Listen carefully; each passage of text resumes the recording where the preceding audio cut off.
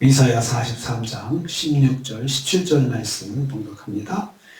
이사야 43장 16절 17절 말씀 같이 봉독합니다. 나 여호와가 이같이 말하노라. 바다 가운데의 길을 큰 물 가운데에 지름길을 내고 병거와 말과 군대의 용사를 이끌어내요.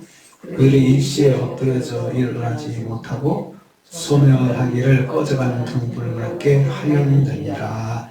아멘. 아멘. 오늘 말씀은 여호와께서 선민 이스라엘을 위해서 과거에 하신 일들을 인용하심으로 권위를 부여하시는 것을 내용을 하고 있습니다. 하나님이 어떤 분이신지 하나님의 권위를 높이시는 말씀입니다. 16절 전반부 보면요, 말씀하신 분이 여호와이심을 다시 한번 강조합니다. 나 여호와가 이같이 말하노라, 이렇게 말씀했습니다. 여호와께서 직접 하신 말씀임을 강하게 강조하고 있습니다. 왜 강조를 하실까요? 왜 이렇게 강조하실까요? 바로 앞구절에서도 나 여호와가 말한다 이렇게 말씀하셨거든요. 그리고는 또 한 번 다시 한번 나 여호와가 말한다 이렇게 강조하시는 데는 이유가 있습니다. 말씀을 듣는 이스라엘 백성에게 확신을 심어주기 위한 것입니다. 지금까지 이스라엘 백성에게 하신 바벨론 해방의 말씀을 믿고 세임을 얻게 하기 위해서입니다. 나 여호와라는 표현은 하나님을 두 번 강조하는 말입니다. 말씀을 듣는 이스라엘 백성이 똑바로 여호와 하나님을 기대하고 바라볼 수 있게 하는 것입니다.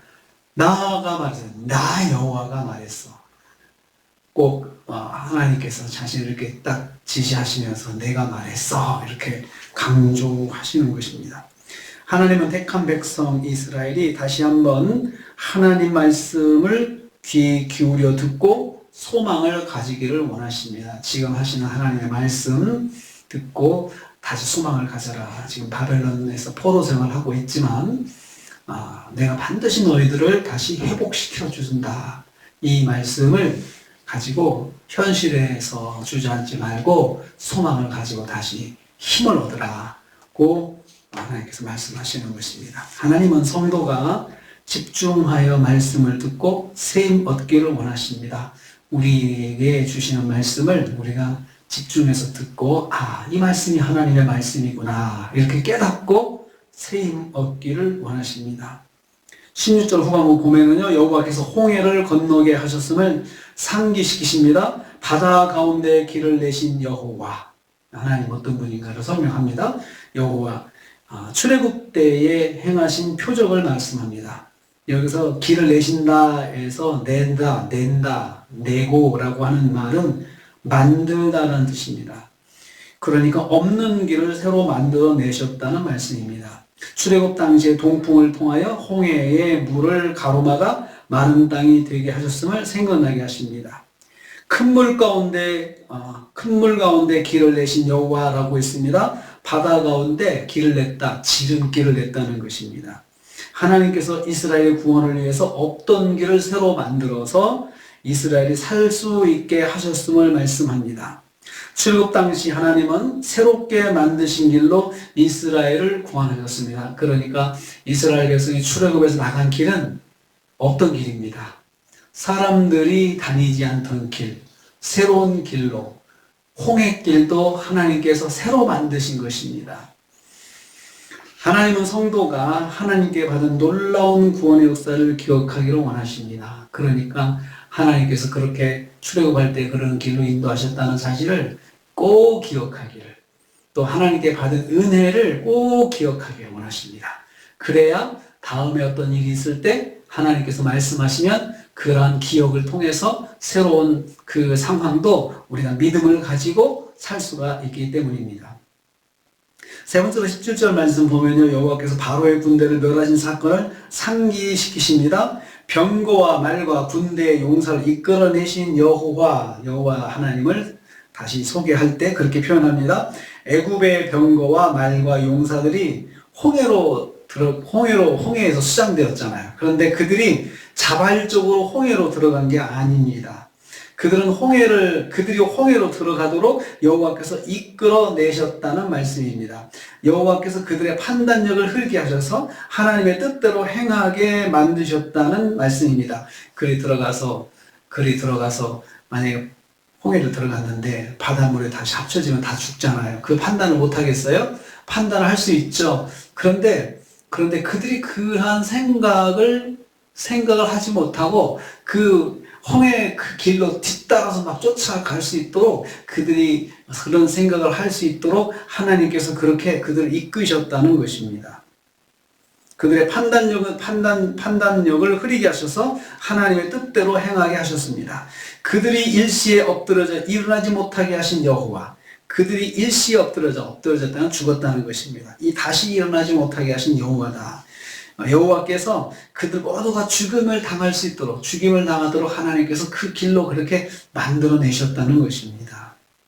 소멸하기를 꺼져가는 등불같이 하신 여호와, 하나님이 어떤 분이시냐? 꺼져가는 등불 같은 애굽의 군대와 일행을 다시는 소생하지 못하게 그렇게 만드셨다는 것입니다. 우리는 42장 3절에서 이런 말씀 묵상했습니다. 상한 갈대를 꺾지 않으시고 꺼져가는 등불을 끄지 않으신다. 이스라엘 백성들을 향해서 너희들이 정말 상한 갈대 같은 심정 그런 모습이지만 그렇다고 해서 그냥 꺾어서 그냥 못 쓰겠다 하고 그냥 버리지 않으시고, 꺼져가는 심지 이제 등불이 꺼져가지고 여기가 모락 나고 있는데 여기 못 쓰겠다 해서 탁 뚜껑을 덮어가지고 너희들은 이제 안 되겠다 이렇게 하지 않으시고, 그 등불도 연기가 나는 등불도 끄지 않으시는데 반대입니다. 애국과 그의 군대는 꺼져가는 등불 같은 존재인데 너희들은 그냥 확 덮어서 그 등불을 살리지 않고 꺼져가는 등불 같은 애국 그냥 망하게 또 없어지게 소멸하게 그냥 덮어버리신다는 거예요. 하나님의 백성에게만 그 은혜를 주시는 것입니다. 꺼져가는 등불 같아도 소생케 하시고 마저 끄지 않으시고 다시 은혜를 베푸셔가지고 살리시는 은혜가 이스라엘에게만 있지 하나님 백성에게만 있지 다른 존재들, 다른 이방인들에게는 하나님께서 그렇게 안 하신다는 거죠. 철저하게 쓸모없으면 그냥 끝내시는 거예요. 그렇게 하신다는 것입니다. 성도는 여호와께서 성도 편에서 역사하셨음을 아셔야 합니다. 그러니까 이걸 보면 하나님께서는 불쌍히 여기시는 것도 이스라엘 백성, 하나님의 택한 자손을 불쌍히 여기시지 그렇지 않은 신령들은 그냥 아주 그냥 냉정하게 하나님께서 하나님의 말씀대로 순종하지 않은 냉정하게 그냥 징계하시고 그렇게 하신다는 것입니다. 성도편에서 역사하신 하나님, 그분이 바로 이스라엘에게 역사하신 하나님이십니다. 그래서 그 역사적인 사건들을 다시 상기시키시면서 이렇게 내가 너희에게 일하지 않았느냐, 이걸 꼭 기억해야 해. 그리고 이걸 기억해야 내가 앞으로 하는 말, 이 말도 너희들이 붙잡고 힘있게 의지할 수가 있어. 이렇게 하나님께서 설득하시고 강조하고 있으십니다. 오늘 우리는 이 말씀 통해서 한 가지 사실을 적용하려고 합니다. 하나님께서 바다 가운데 길을 내시고 첩경을 내셨다. 지름길을 내셨다. 새로운 길을 하나님께서 만드셨습니다. 하나님 백성 인도하실 때는 하나님께서 그냥 전에 쓰던 걸로 하지 않으시고 새 길로, 새로운 것으로 하나님께서 우리에게 역사하신다는 것입니다. 그게 우리가 받은 축복입니다. 오늘 하루를 삽니다. 오늘 하루는 새날이죠. 어제 썼던 날이 아니잖아요. 하나님이 새날을 주시고 새 햇빛도 주시고 새로운 날씨도 주시듯이 오늘 하루도 하나님께서 우리 인도하실 때 새로운 길을 가게 하시는 것입니다. 어제 걷던 길이 아니고 어제 시간에 걷던 길이 아니고 새로운 시간에 우리가 걸을 수 있는 길, 그 길 주셨어요. 새로운 시간도 주셨고 새로운 것으로 역사하시는 하나님께서 오늘 하루 우리 모두에게 역사하시는 것을 체험하고 새로운 것을 받는 축복이 오늘 하루 있으시기를 주님의 이름으로 축복합니다. 주님 감사합니다.